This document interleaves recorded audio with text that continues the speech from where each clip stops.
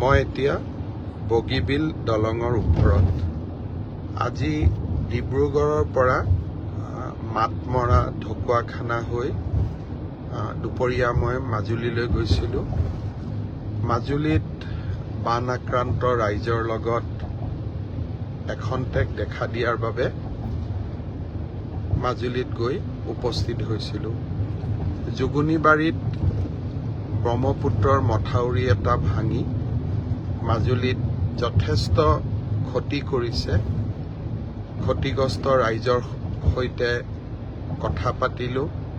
আউনীআটী সত্ৰৰ প্ৰভু ঈশ্বৰৰ লগতো কথা বতৰা পাতিলোঁ, কাৰণ জুগুনিবাৰীৰ মথাউৰিয়ে সৰ্বসাধাৰণ ৰাইজৰ লগতে আউনীআটী সত্ৰৰ প্ৰতিও ভাবুকি কঢ়িয়াই আনিব।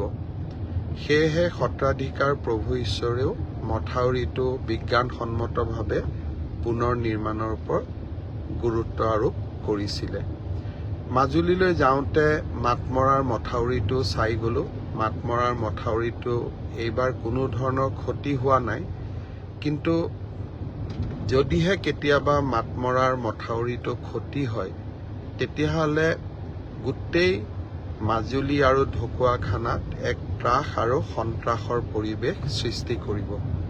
সেয়েহে মাতমৰাৰ মথাউৰিটো শক্তিশালী কৰিবৰ কাৰণে আমি প্ৰায় 90 কোটি টকাৰ নতুন আঁচনি এখনো লৈছোঁ। আজি মাতমৰা মথাউৰিত থিয় হৈ এই নতুন আঁচনিখনৰ বিষয়েও ৰাইজৰ লগত আলোচনা কৰিলোঁ। মাজুলীৰ জুগুনিবাৰীৰ মথাউৰিটোৰ পুনৰ নিৰ্মাণৰ কাম জলসম্পদ বিভাগে ইতিমধ্যে আৰম্ভ কৰিছে, আৰু যদি বৰষুণে অসুবিধাৰ সৃষ্টি নকৰে, অহা 7 দিনৰ ভিতৰত আমি মথাউৰিটো সম্পূৰ্ণভাৱে মেৰামতি কৰিব পাৰিম বুলি আমি আশা কৰিছোঁ। ৰাতি ডিব্ৰুগড়ত থাকিম। অহাকালি ডিব্ৰুগড় জিলাৰ বান ক্ষতিগ্ৰস্ত ৰাইজক সাক্ষাৎ কৰিম।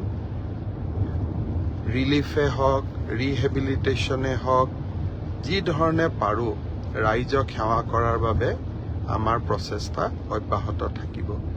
ইতিমধ্যে যোৱাকালিৰ কেবিনেটৰ সিদ্ধান্ত অনুসৰি আমাৰ মন্ত্ৰীসভাৰ সতীৰ্থসকল বিভিন্ন জিলা সদৰত গৈ উপস্থিত হৈছে, আৰু মই ভাবোঁ যে তেখেতসকলৰ উপস্থিতিয়ে বান সাহায্যৰ প্ৰক্ৰিয়াক আৰু ত্বৰান্বিত কৰিব।